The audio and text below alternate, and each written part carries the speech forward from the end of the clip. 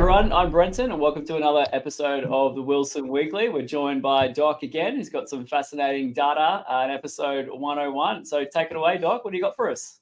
G'day and g'day everybody. It's getting towards the end of October. Can you believe that? I say this every week. 9 weeks till Christmas. So shock horror. I'm already being pumped for prospective Christmas presents, which is a little concerning, but nonetheless, that's what happens this time of the year.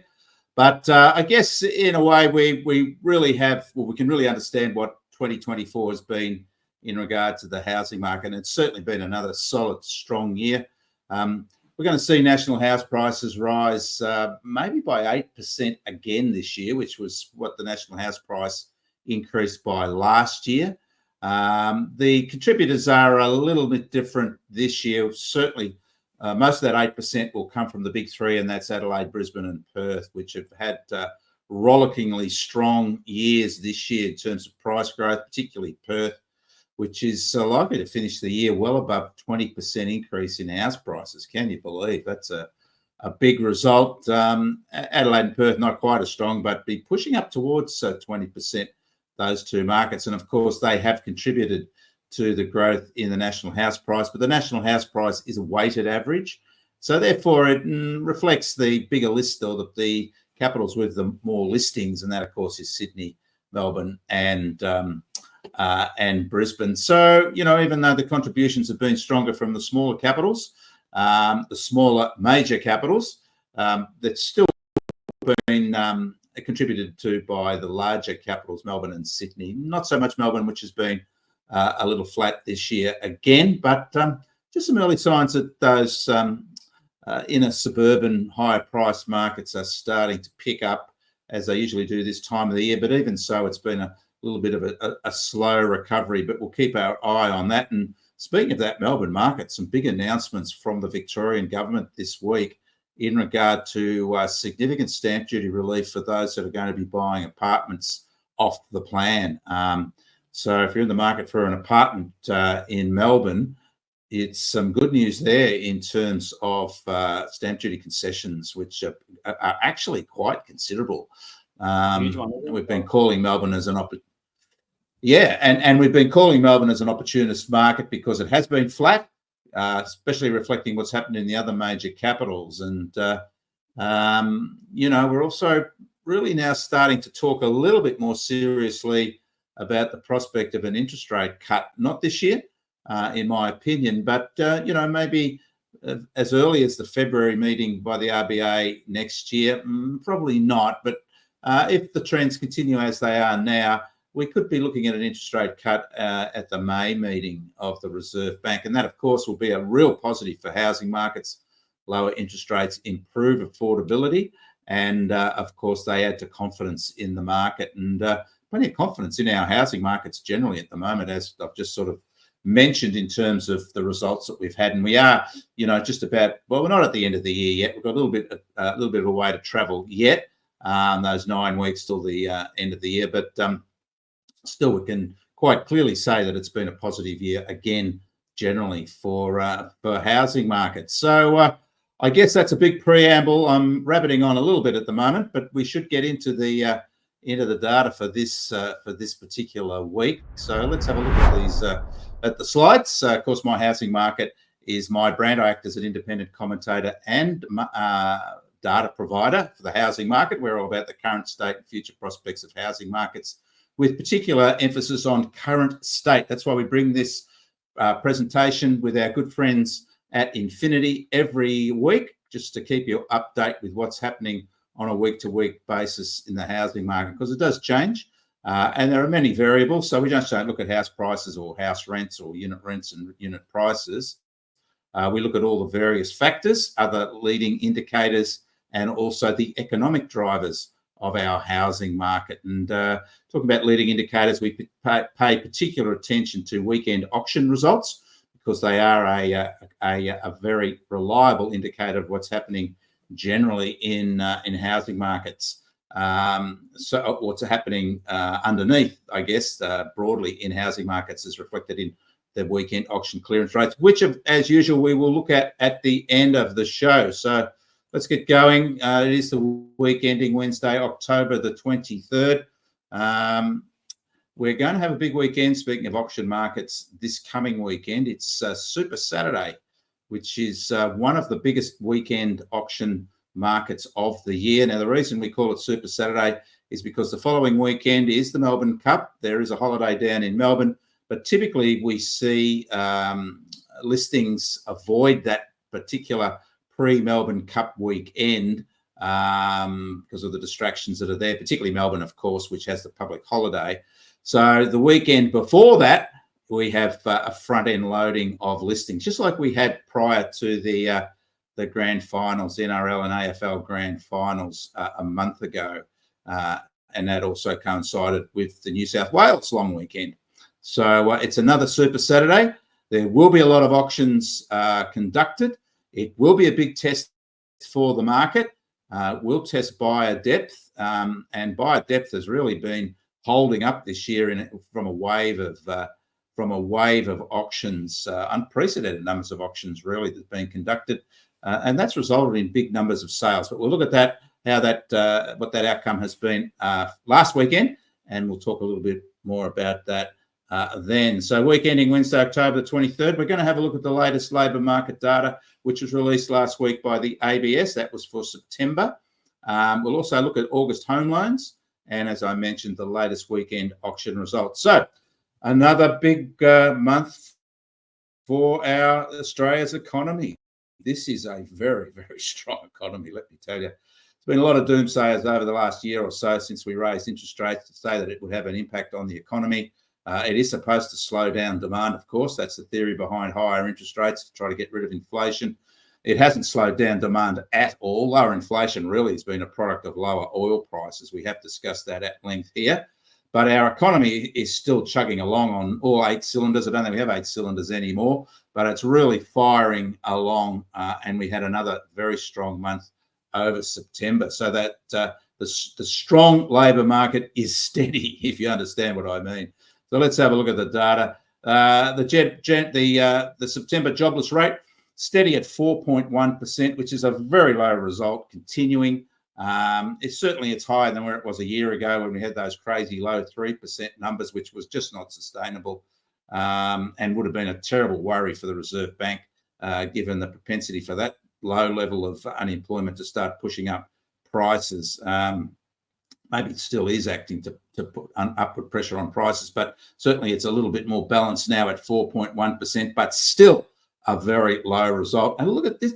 This has been the extraordinary thing in our labour market over the past year or so, is the number of jobs we're creating. We've created hundreds and hundreds of thousands of jobs over the past year, and this is quite remarkable. We had another 64,000 jobs, new jobs created over September, and that followed the 47,000 increase we had over August. Every month we see tens of thousands of new jobs being created. We also saw the unemployed number fall down to 9%, down by 9,000 following a 10,000 rise the previous month. But the real key to all this, looking at jobs growth and the number of unemployed, the changes in the number of unemployed, is the participation rate. So the participation rate measures the proportion of the potential workforce, so those that are capable of working, to those that are actually working.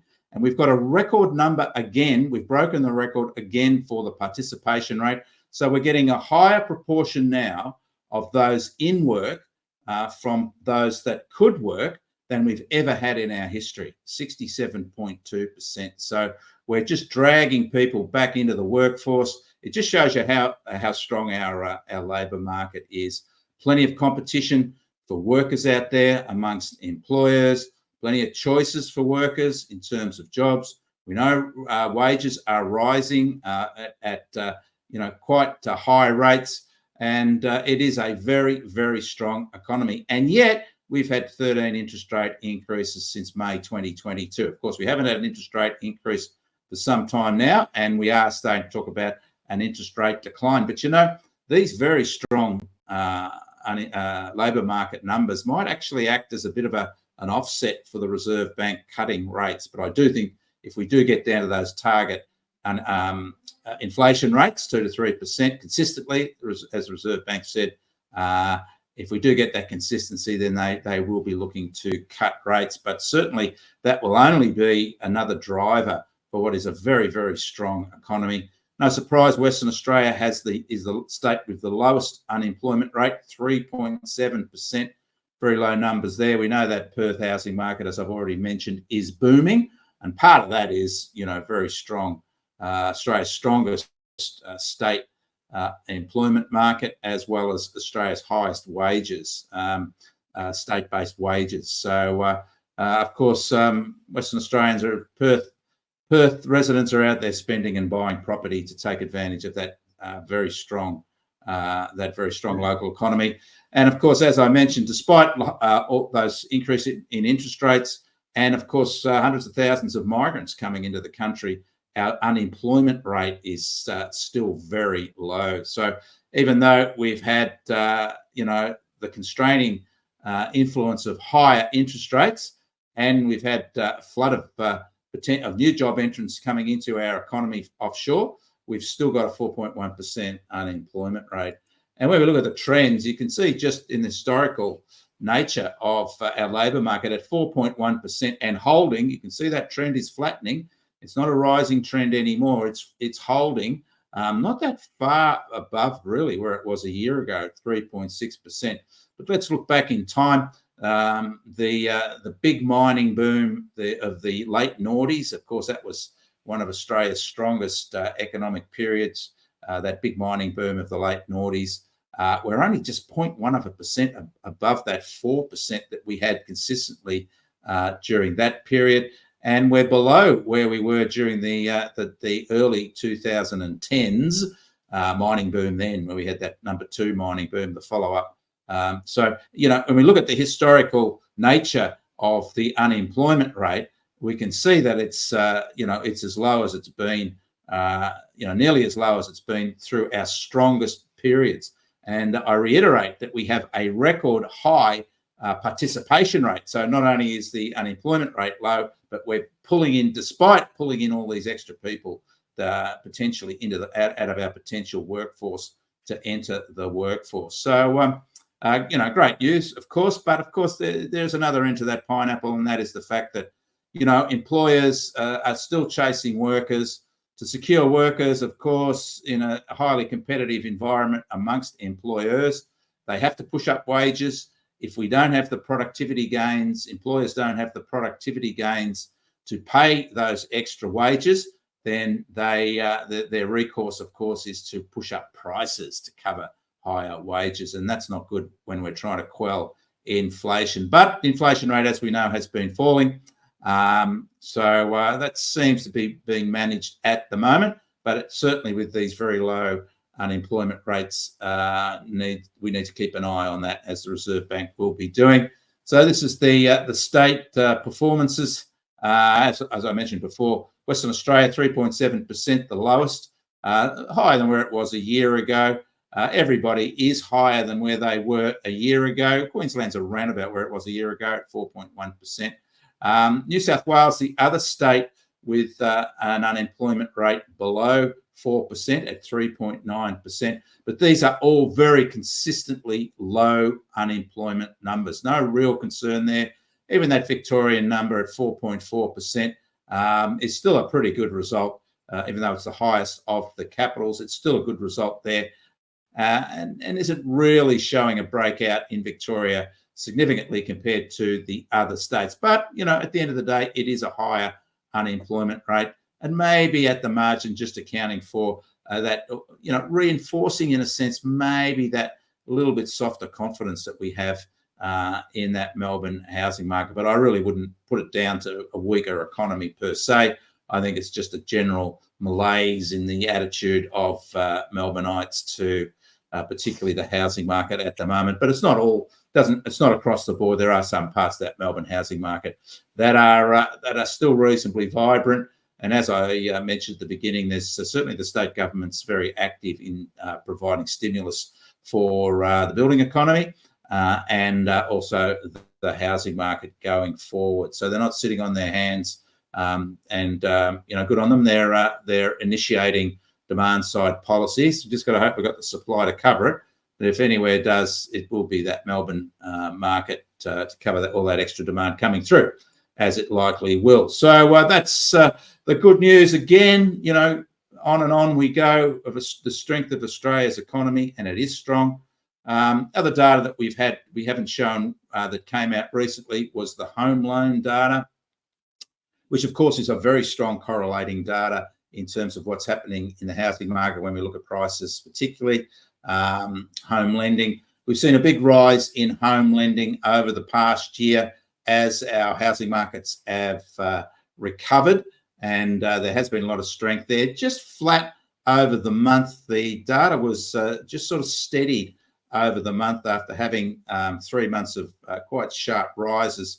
There was a steadying with just up by 0.03%. So just sort of a holding pattern then. Of course, this data is seasonally adjusted. Just a note on this data, we've been we use the ABS lending data quite consistently. It provides us with a lot of insights that we can get on a month-to-month basis, particularly in terms of buyer breakdown and also affordability. These are good measures. Now, unfortunately, the ABS has announced that it's no longer going to run the quarterly series. That's going to end this year. It's only going to do, the monthly series. It's only going to run quarterly series for this data. Now, it has for some time had some issues over the data. We've discussed that. Some of the data has looked a little bit questionable. They have had, because a lot of the data is collected through the banks, some issues with data collection. They've been quite upfront about that. And I think they've maybe now conceded that really a more robust model is appropriate, and that's a quarterly model rather than a monthly model. Bit of a shame, because we like to see how that home loans are changing from month to month. And of course, if we get quarterly data, it means we're actually looking back 3 months rather than looking back 1 month. But it is what it is, and we'll keep bringing those trends to you. But the latest monthly data for August showed a flat result, and we can see there that all buyer types, and this is the buyer type breakdowns I was mentioning, were flat over the month. Total owner occupiers taking the highest proportion as usual of the market. Investors, which have shown a tremendous revival over the last 18 months, they were flat too, as were first home buyers, which although there's plenty of incentive for first home buyers to get into the market with higher prices and higher rents, it is still a bit of a struggle. But nonetheless, we're still seeing quite reasonable numbers coming through. So over the month, basically flat everywhere for owner occupiers generally, first home buyers specifically, and investors, all just about the same as the month before. But with the year to date, the longer term data is more revealing. We can see there, as I mentioned, just how strong investors have been over the past year. Investor activity up by 30.1% over the 8 months ending August compared to the same period last year. Very, very strong. Investors are certainly charging into the market, taking advantage of higher prices and higher yields, and very tight rental markets, still tight rental markets. And over the year-on-year data, investors still up 24.1%. That's significant growth. First home buyers, lots of incentive to get into the market, as I mentioned, for first home buyers. Over the year-on-year data, up by 15.8%, and total owner occupiers up by 9.5%. But I do think the interesting data there is really when we see the breakdowns of buyer types, is just how active investor activity is. And I suppose if you're looking for trends, you follow the money, and certainly the money is flowing from investors into home loans at the moment. So when we look at total home lending for the states, we saw really big New South Wales and Victoria dragged the lending data down over the month, down quite sharply. Queensland was up, South Australia was up, but Western Australia was down. But when we look at the year to date for total home loans, again, strong results here across the board, particularly with Western Australia. As we mentioned, is the boom market, up by 35.7%. Home lending over the year so far to August compared to the same period last year. South Australia up 20.4% and Queensland up 26.9%. So no surprise, the strong markets in terms of prices growth are also experiencing strong demand for home lending. But look, New South Wales and Victoria have also increased over the past year. As we've seen, there's been strong growth overall in home lending over the past 12 to 18 months. When we look at the breakdowns, again, it's this year to date versus the previous. Again, you can see how investors have really cleared out in terms of lending numbers versus owner occupiers. Look at investors in Western Australia up 68.2%. So that's the volume of lending to investors in Western Australia over the first 8 months of this year versus the same period last year. South Australia up 41%, Queensland up 43%. So look, no surprise again that the markets that are producing the strongest prices growth are producing the strongest demand from investors, but also New South Wales up 30% and Victoria up 11.7%. So it really does reflect prices growth in those individual capital cities of the states. And that's why it's a little bit of a shame we're not going to be able to look at this data, how it evolves on a month-to-month basis. We're going to have to be relying next year on a quarter-by-quarter basis.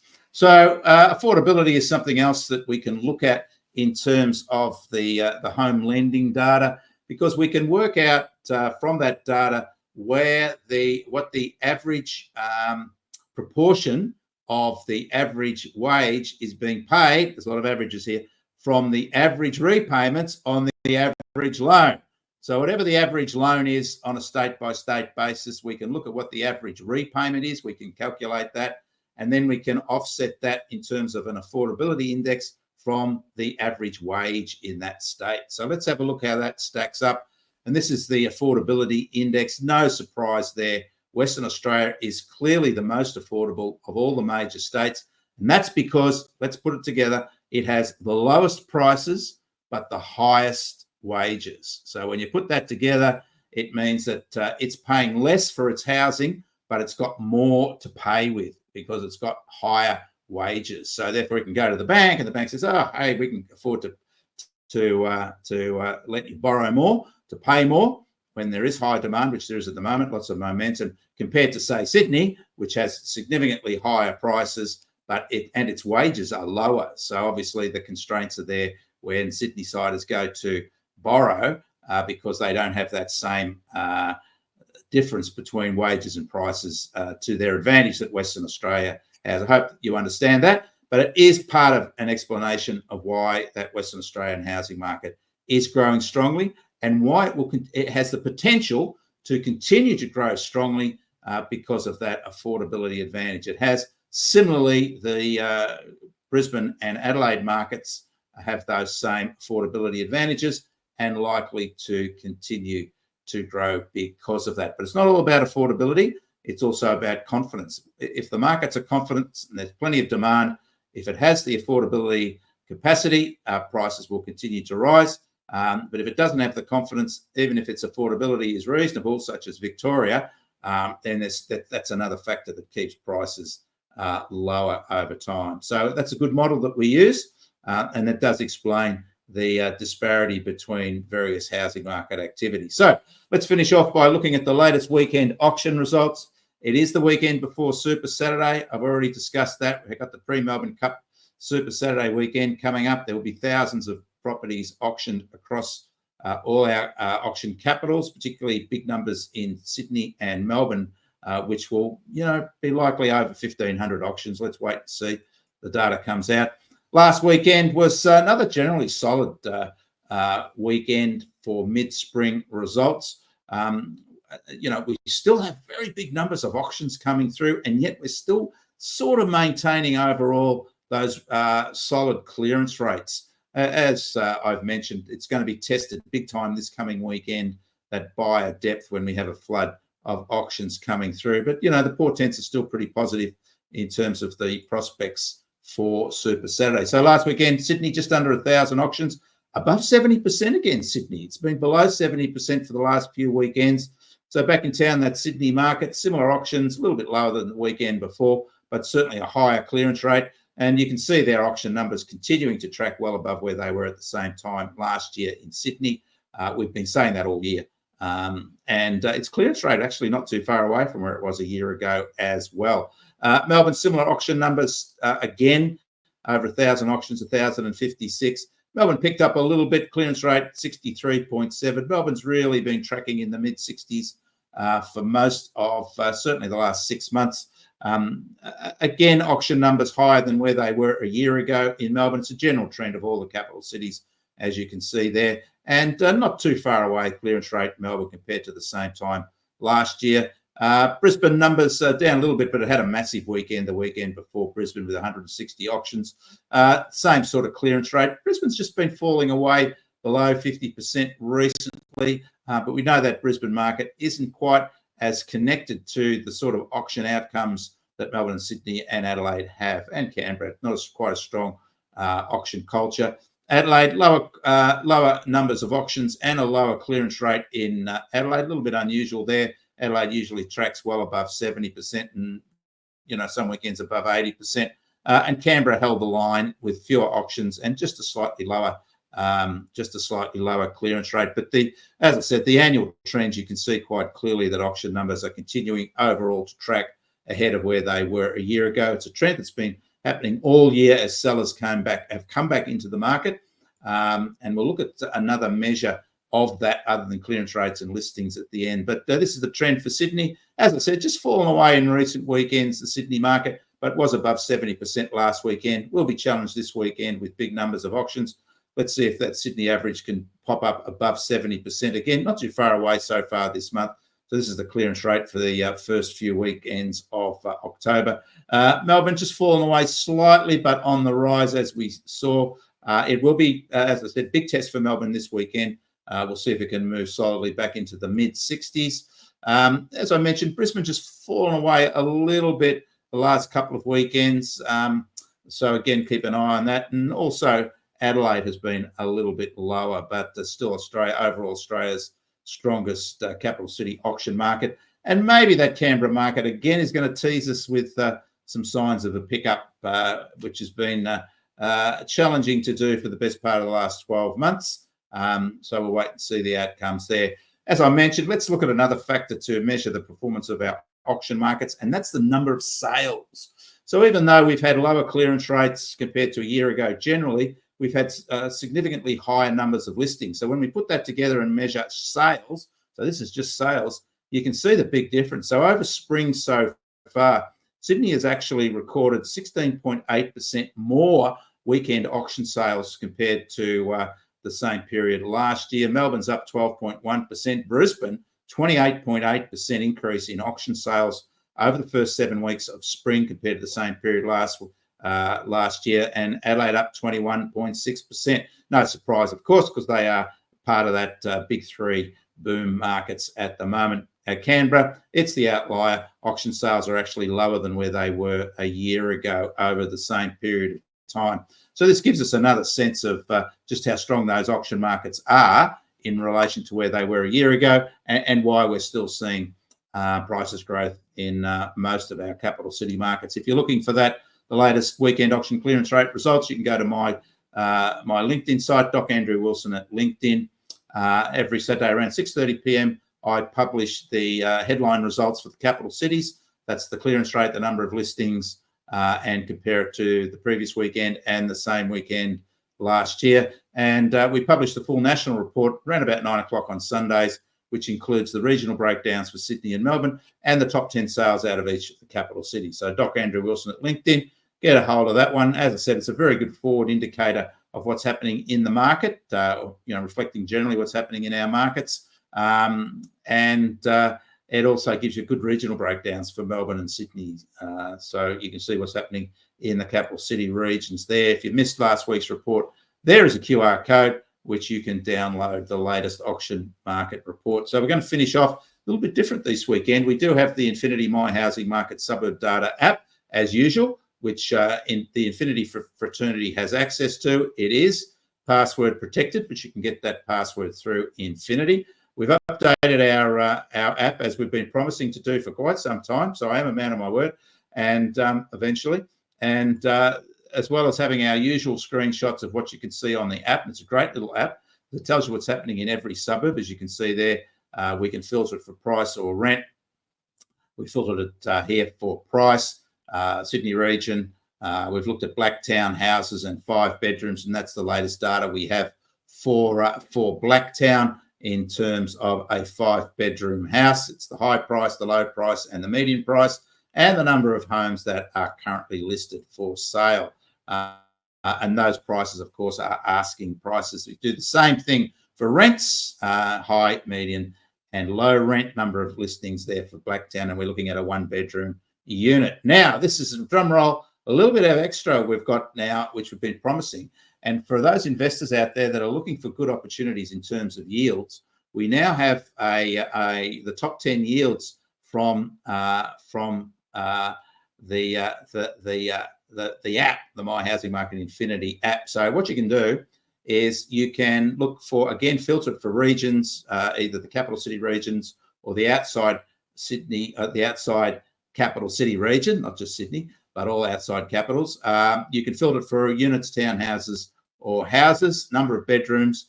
And this here is for Sydney, a unit, a 1-bedroom, and it gives you the top 10 yields currently for the top 10 suburbs yields. So you can look at the number of properties that are for sale. It tells you the number of properties for sale, the number of properties that are for rent, and the gross yield. Of course, this is a gross yield, so it doesn't cover individual costs. It's just comparing the current median rent with the current median asking price and the returns over a year using that current data. Also got a little link there in case you want to know where these suburbs are, to a map that'll take you straight to those suburbs on a Google map. So that's a newbie. Look out for that one. It's very handy for investors. And we're going to be adding vacancy rates to that one, regional vacancy rates for each of the suburbs going forward. So always hard at work trying to provide more information for our customers out there. And for investors, this is particularly valuable because you can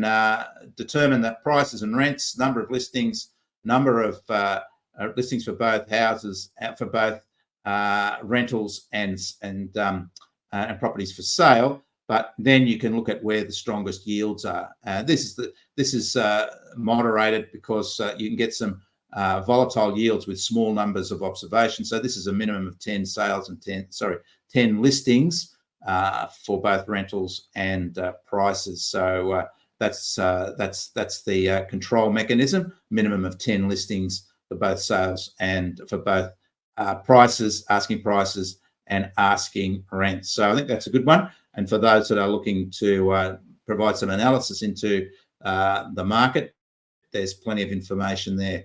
And as I said, we'll be adding to that with vacancy rates. So next week, we'll look at the September house and unit investment returns, again, focusing on investor interest. The August house building costs, which are very important, particularly for inflation, and the latest weekend auction results from Super Saturday. So it'll be interesting to see just how our markets respond to that. So if you've missed the podcast for any reason, or you want to get a download of the hard data, there is a copy, a QR code for today's presentation. So you can take a picture of that and it'll give you a link to a PDF file for all that. So that's all from me this week, episode 101. They're marching along once again. And as I said, we've got plenty of information coming up as usual. In the following week, we'll have all the latest price data for October.